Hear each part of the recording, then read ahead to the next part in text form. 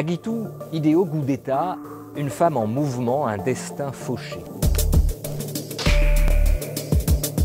Bergère dans les montagnes italiennes du Trentin entre Vérone et Bolzano, Aguitou Gudeta était éthiopienne. Menacée dans son pays car elle se battait contre l'accaparement des terres, elle a résisté, puis elle a fui. Installée en Italie depuis 10 ans, victime de racisme, mais icône de l'intégration, elle a été tuée à coups de marteau par un de ses employés.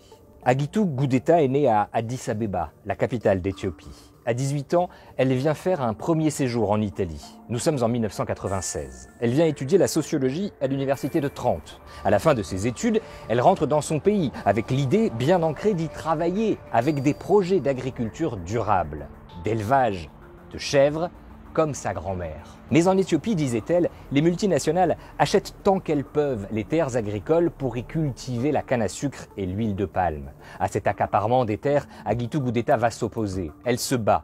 Militante pacifiste, elle manifeste contre le pouvoir en place. Mais se rebeller ainsi en Éthiopie n'est pas acceptable. Ses camarades sont recherchés, certains disparaissent, le gouvernement veut la chasser, alors elle fuit pour sauver sa vie, disait-elle, et retourne en Italie. Un retour en Italie avec 200 € en poche, mais un Italien courant et une volonté à toute épreuve. Aguitou Gudeta travaille dans un bar, d'abord dans la région qu'elle avait quittée quelques années plus tôt. Elle obtient l'asile, réfugiée politique, et réussit à monter son entreprise agricole en 2012, la Capra Felice, la chèvre heureuse. Son idée ?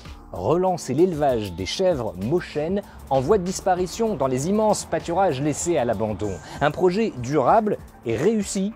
Aguitou Gudeta va même représenter le Trentin à l'Expo de Milan en 2015. Avec ses 11 hectares et ses 80 chèvres, elle devient la bergère du Trentin. Et de nombreux jeunes montent au pâturage, veulent apprendre à s'occuper des chèvres, à les élever.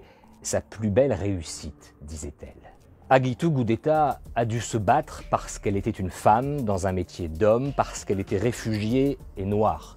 Victime d'intimidation et de racisme dans ces montagnes, elle est devenue le symbole d'une intégration réussie en Italie. Elle était invitée par les ONG, elle continuait à travailler pour l'intégration des migrants et employer de jeunes réfugiés africains. C'est l'un d'eux, âgé de 32 ans, qui l'a assassinée à coups de marteau pour une histoire d'argent. Elle avait 42 ans, un destin fauché en un instant après avoir fui la violence en Éthiopie et réussi sa vie en Italie.